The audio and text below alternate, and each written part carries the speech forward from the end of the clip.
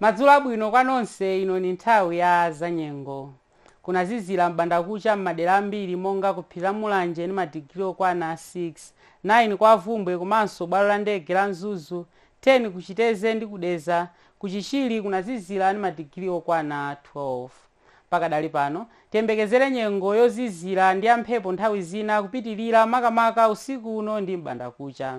Mawa ndi masana tiyembekezere nyengo ya mitambo yochepa m'madera ambiri m'zigawo zonse za dziko lino.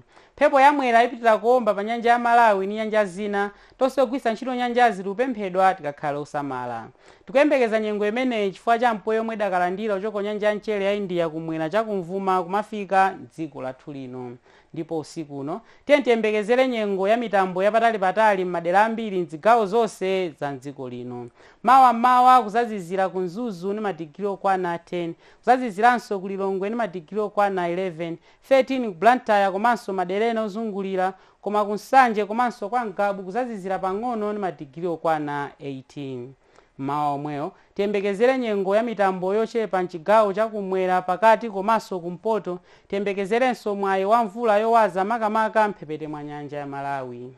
Ndipo masana tiyembekezere kuzafunda m'madera ambiri monga ku Mzuzu, ku Lilongwe komanso ku Blantyre, koma kuzatentha pang'ono kwa Ngabu, ku Nsanje komanso mphepete mwa nyanja ya Malawi.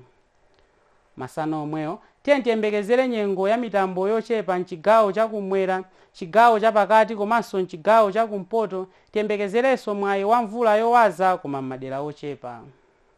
Ndipo mkuja la Mulungu tiyembekezere nyengo ya dzuwa komabe mitambo yapo ndi yapo izaoneka m'madera ambiri m'zigawo zonse za dziko lino. Za nyengo zomwezi munali ndine Alex German, khala nodziwa dziwani za nyengo.